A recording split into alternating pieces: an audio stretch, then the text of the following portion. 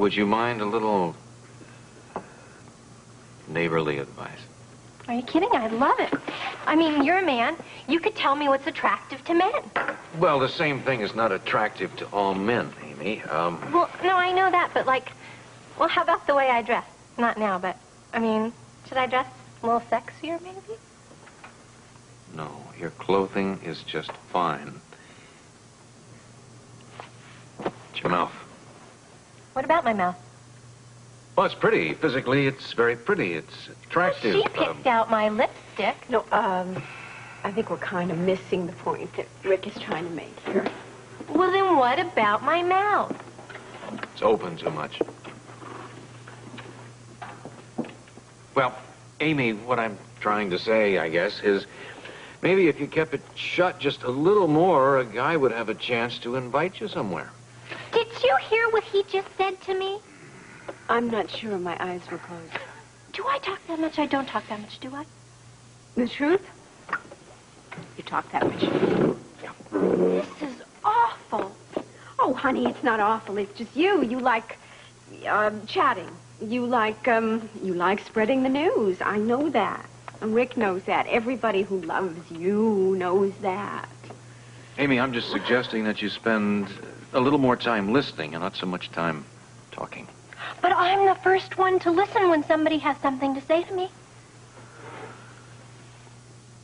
Would you like to take over? You're doing so well. Thanks.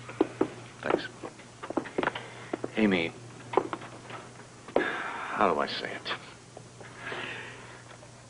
it? People feel uneasy if they start to confide something in you, if they try to have a relationship with you because they're going to be afraid that in 2 hours, whatever happens between them is going to be all over the city of Port Charles. That's an important point. A guy could really get scared off if he thinks that the whole town's going to know about his technique in 20 minutes. I can't believe it. I mean, maybe it's time that you gave a little thought to it, a little serious thought. How come nobody's ever told me this before? Maybe because you don't give people a lot of chance to talk. Well, I will now. Is it really that bad? That bad. Then I'm going to stop. That's going to be my New Year's resolution. I'm going to keep my mouth shut. Well, not all the time. I mean, half the time would be. No, I'm serious. I will only talk from now on when absolutely necessary. I really appreciate you guys telling me this. I mean, you can be my witness. From now on, no more idle chatter. And I will only talk when I have something meaningful to say. That's very commendable. Not to mention quiet. Then I think you'd be surprised at the changes you'll see in yourself. Your old friends will be so grateful. I think you'll make a lot of new friends very quickly. Nothing changes on New Year's Day. Nothing. I am through telling stories. What stories? See, Mike, from now on, everybody's secret is safe with me. Did they do secret things last night? No, they didn't do secret things last night. That's not it. It was a party. Everybody had fun. It was a party. Oh, like a birthday or something? That's it. It was a birthday party for the new year. Did they play games? Did they play games? Yeah, I guess you could call it playing games. I mean, we were all dressed up in stupid costumes. And everybody ran around and danced a lot and drank too much. Anne definitely drank too much. And Stacy hit on every guy at the party. And Luke and Robert definitely played some games. Yeah. And what, Amy? What happened to that New Year's resolution, Amy? He's only 10. Are you sure he counts? What counts? I don't know. Amy, you need every opportunity to practice. The New Year's resolution you made is probably the hardest thing you ever did in your entire life.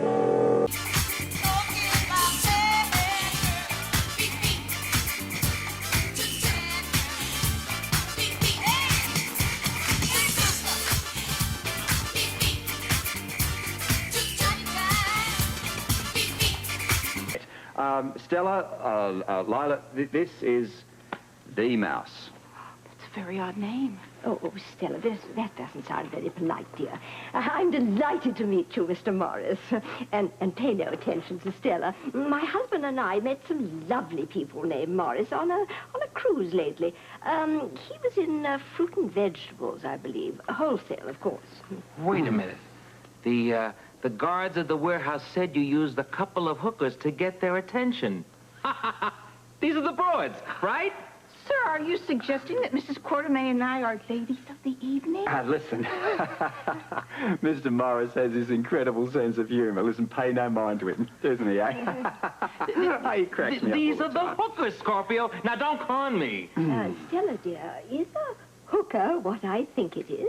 Definitely, and I think we'd better leave at once. Leave? Oh, my dear, I haven't been so flattered in 40 years. But I do apologize for bursting in on you like this, Robert. But the fact is, I've been trying to get in contact with you. I know, love, and I've been trying to return your calls, but I just got so busy, you know. I know, aren't we all busy these days? Indeed. Are you in fruit and vegetables, too, Mr. Morris? Look, Lola, I don't want to have to rush you like this, but you have caught me right. Now, wait a minute. Very delicate. I didn't say that anyone could leave. Look, and, Oh, but we must leave, Mr. Morris. If you and Mr. Scorpio are having a business meeting, we won't keep you. But it's been so nice meeting you. You will call me, won't you, Robert? Of course, sweetheart. Look, I'll endeavor to get those... Hooker, I can't wait to get home and see Edward's face. Yes, give him a hot toddy for me.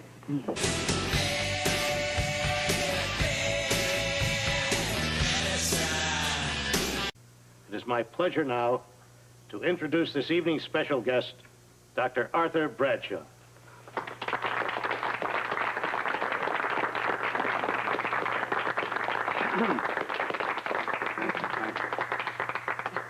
Thank you, Dan. Thank you very much. I can't tell you what kind of feelings I have, that this support and encouragement, what it means to me. But as fellow doctors, I'm sure you understand. I never expected an honor such as you're giving me this evening, and the only reward I suppose any of us ever expects is the special satisfaction that comes from healing our patients. Only this afternoon I encountered such a situation. I was called into emergency surgery, and the fact that I was able to save another life. Ha! Save another life, did you, Doctor? Huh? This is a sham and an outrage. Wait, a stinking farce, and you, Dr. Bradshaw, are a liar. Your patient, Mrs. Gaynor, she died tonight. Listen to me! She died tonight. And I checked her history, and she shouldn't have died. Because you were so busy rushing to save that operation to get your little, lovely little dinner party. You didn't save her. Come on. You ended one. Come on. I did something far worse, though. I took Mrs. Newell's chart, and I wrote in my order for heparin. When did you do that? After the patient had died.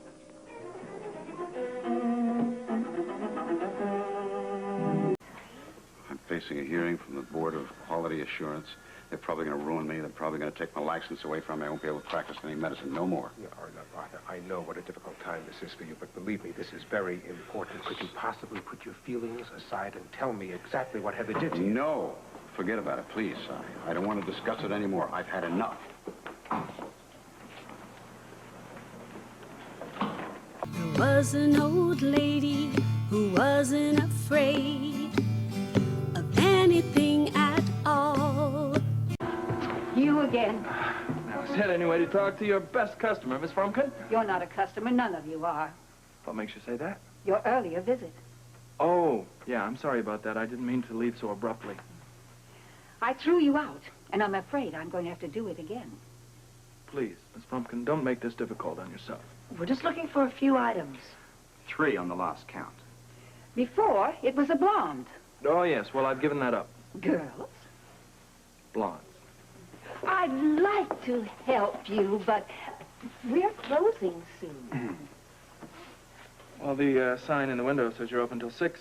We're closing early today. We? I'm closing early. Does that mean you're here alone? Is that your business? It could be. I just wish you'd tell me what you're looking for. We'll know them when we see them. I'm not moving from this door. You really don't want to do this, Miss F.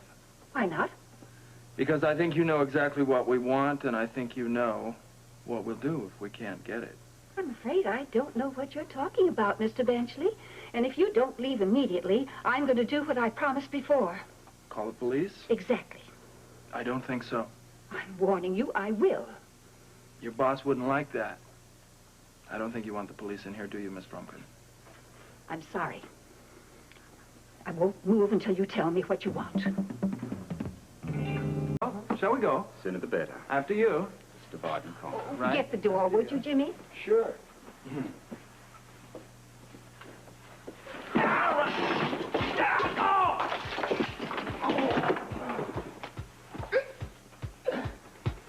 I'd advise you to put that down gently, my dear, or I'll have Jimmy break your friend's arm. Robert? Great idea, love. I don't qualify for Medicare. A wise decision.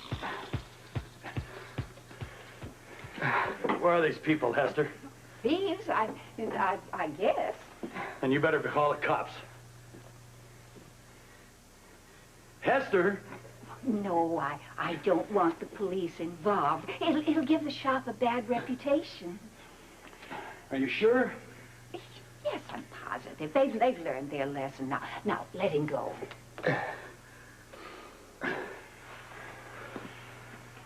Oh. It's a nice hold you've got there. Where'd you learn that? Marines. Yeah, I've heard of them. A nasty lot. None nastier. You've obviously never heard of the 2nd Caulfield Scouts. You're right. Never. All right, you two. Out of here, and take your friend with you. Oh, here, mate. Come on. Oh, what hit me? 16th century Mars. Can you walk? Let's try to limp first. Hey, come on. Up it again. Here we go. Right there. Robert, why do we always blow it? It's just that way, mate. Open the door.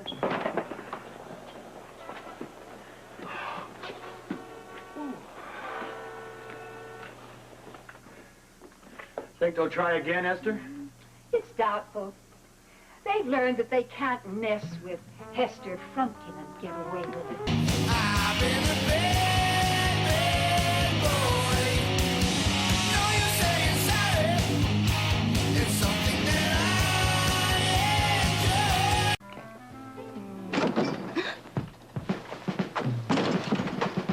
enjoy. All right, who are you? I want to know who you are.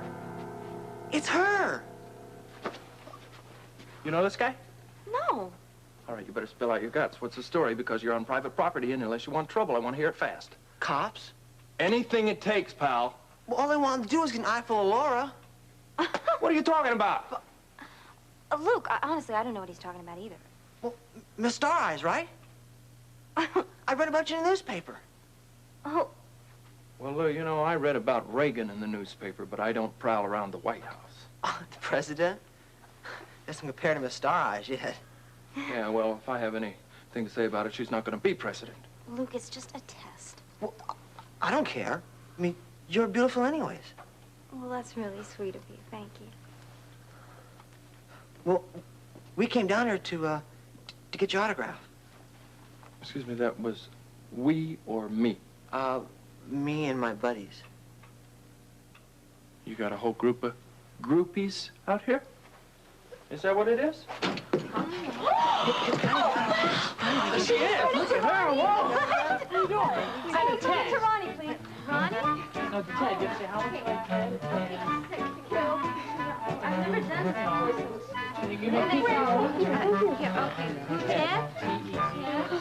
Is that it?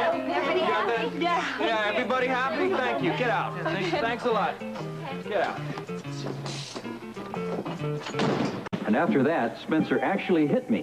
Now, do you believe that? I believe it. Here's some money for your trouble.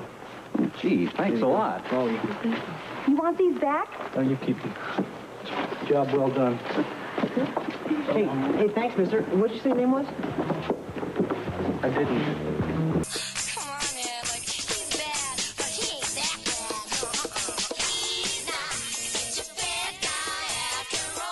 Lord, you know what I realized? What? It takes as long to get your luggage as it does to fly from New York. Yeah, either that or they just lose it. Yeah, no, anything to make life miserable. Well, at least that's one thing that I don't have to worry about anymore. Life being miserable. No, I meant what I said. I really want nothing but the best for you and Luke. I kind of proved that, by giving you that legal document saying I will never, ever contest your Mexican divorce.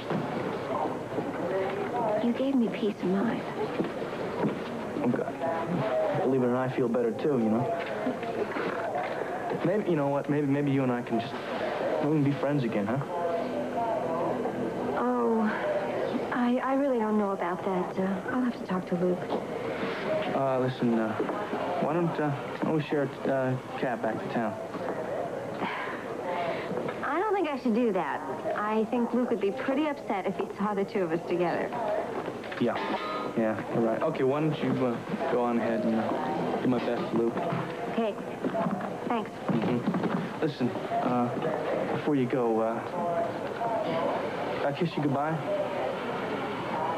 Scotty, I don't think it'd just be kind of like, sealing the agreement,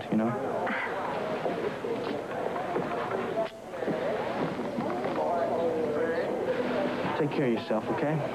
You too. And it's something quite peculiar.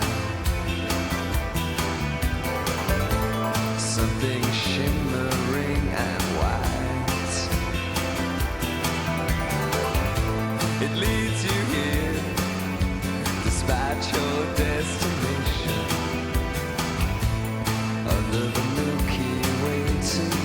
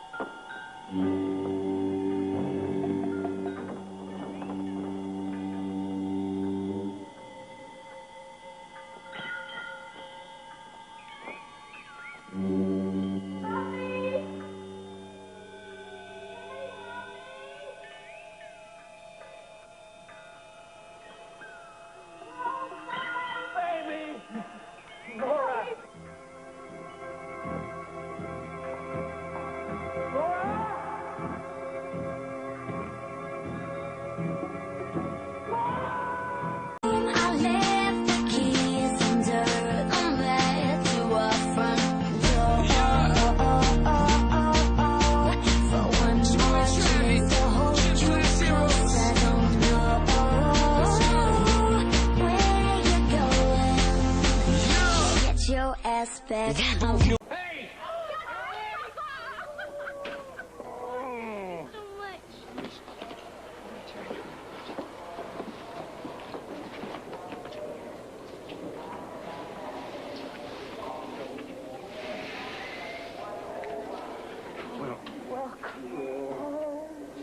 We missed you. Not half as much as I missed all of you. Well, it is good to have you home again. Fellas, hey, how are you? What a homecoming, all of you. Yeah, the whole family's here, except Corky. Melissa said he had to stay home. Hey, what's going on here? What happened? He just tried to knock me Oh, down. if I tried to knock you down, you'd still be on the ground. Yeah, but you would be in big trouble. Well, she asked for it, man. I did not. You decided to take the law in your own hands, Wait right? a minute. What did you do to provoke it? Nothing. Oh, she was saying stuff about Laura. She was saying lies and stuff like that. They were not lies either. I only told the truth. And you know what, Paris? You really deserve it. Amy! Blackie!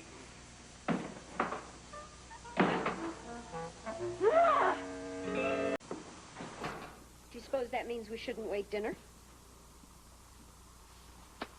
I still don't understand what the whole thing was about. Join the club. Well, so much for your happy homecoming. That's all right, I don't mind. I mind. It's been going on for months. I know it's been very tough on you, hasn't it? I really thought once you got back, everything would get better. Hey, it will. And I'll see to that, I guarantee you. Doing a hell of a job so far. Leslie, this is just part of the normal family life. I mean, there are rocky roads, right? But it's worth it. Gee, I wouldn't know. I guess you're the expert here. Oh, come on. No, I love it. I really just love it. You go away from here for weeks, for months. You don't even bother asking. You don't want to know how anything is around here, and then you waltz back in and proceed to tell me what families are like and how one should emotionally deal with them. How would you know? Hey, that's what I'm counting on you for. So you can catch me up. It's not that easy. It'll work, Leslie. It will work. I give you my word on that, okay? We've been very fortunate. You look at the things. Could have fooled me, boy. We could have had something happen to us like Jeff and Carolyn. That's different. That's different. That is much worse. We've got each other. We're together. And we have our health. I wouldn't trade that for anything. I know you're right. It's just not easy sometimes, you know, especially when you're alone. That's a thing of the past coming up. Sorry. Oh, and you're right about something else. We are lucky. I know that. I'm a lot luckier than you are. Why? Because I have you. Oh, you've been practicing. Well, I have a lot of time to make up for. I do. You're doing just fine. Don't stop now. I didn't intend to stop because I do have an apology to make. For? For this morning, I came on too hot and too heavy about Holly. I really did. It's okay. No, it's not. I should never have said anything like that in front of Bobby, and I apologize. Will you forgive me, please? Hey. Yes. You probably didn't even have to ask that. Yes, I did, because I missed you a great deal, and I'm sorry. Oh, do you know what I missed? Having a man around the house who admits when he's wrong. Well, I guess you didn't miss me then, huh? No, but you'll do till he gets back. Everybody's talking about the new kid in town.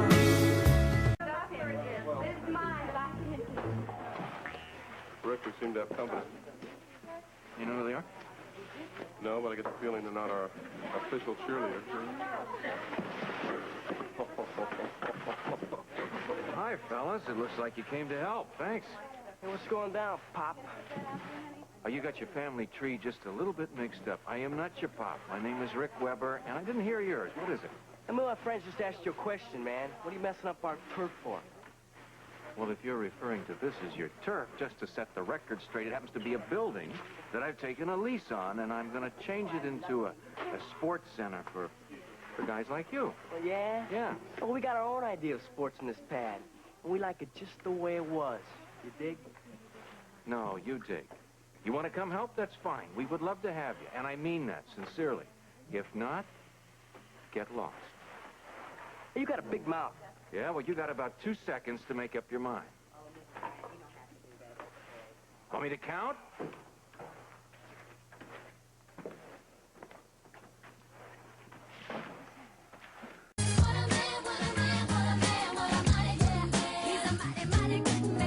To put on some Christmas carols, get you and me into the spirit, the Christmas thing. Oh, no.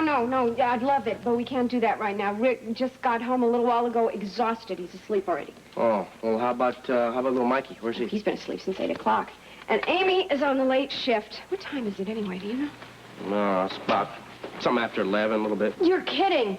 I haven't even had any dinner yet. Well, here, catch. Oh, thanks a lot. Nice catch. Thank you. That's perfect. Well, Ben, you've been talking to Laura all this time? No, I've been down shooting some pool, you know, down at Hank's a little bit. I only had one beer. Didn't you talk to Laura at all? Yeah, I talked to her earlier. Yeah? So, how'd it go? Everything all right? She took it 10 times worse than we expected. Blackie, I told you to be gentle. Well, I was gentle. I was as gentle as I could be, but she just blew apart at the seams. I felt real bad about it. Well, you feel better now? A little bit. You got regrets? Nah, it's a little late for that now. I don't really understand any of this, you know. You guys always seem to get on so well. Why would you want to go and do that? Want the truth? Uh-huh. I got myself a new lady. You're kidding. This one is a real fox, man. She's got the greatest personality. She's just a babe, man. The kind of girl you like to take home to mother. Do I know her? You know her very well. Blackie, that's me. Now, who is it? Well, it's you, of course. Come on. I hope you like pizza, because that's the only thing we can get this late at night. Yeah, sure. Unless you don't want to be seen with a punk kid like me. Where is there a punk kid? Right here. Wait a minute. I can't go anyplace looking like this. You look fine. What are you talking about? I do not. Look at my hair. Look at this. Well, you're trying to impress. You're going out with me now. It doesn't matter what the girl looks like. It's what she's got inside. Inside, I got nothing. I'm so hungry. Well, let's go then. Oh, okay. All right, listen, no anchovies. But how do you feel about, like, peppers and onions? Well, that's all right. And I'm so glad I stayed right here with you through the years. Lila, have I ever told you what a remarkable woman you are? Not for a very long time, Edward. Well, I am telling you now. You are truly remarkable. How could you have put up with me all these years? It wasn't easy, dear. Well, I know that now, more than ever. But the answer's really very simple. How did I put up with you? Because I love you, Edward.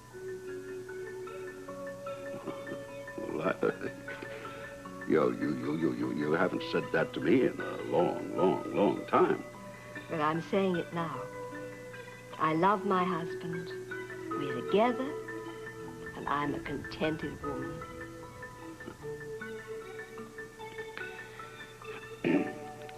Lila. Yes, dear? I am a very grateful man. And, well, damn it, woman. I love you, too. The candy man. The candy man. Oh, the candy man can. The candy man can. The candy man can, 'cause he mixes it with love and makes the world taste good. Makes the world taste good. Now, without any further ado, I'd like to start this evening's festivities with the father, a very talented father, I might add, of Brian Phillips, the director of the Sports Center. Ladies and gentlemen, will you please welcome Mr. Eddie Phillips.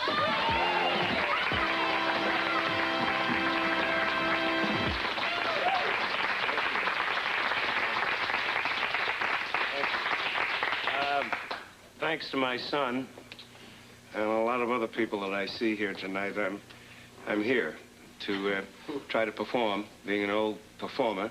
But I also found out that, Blackie, you play drums, don't you? Well, the best way to... Come on up here.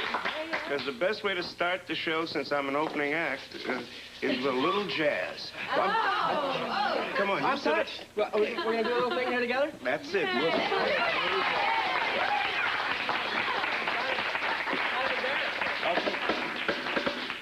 1, 2, 3, 4.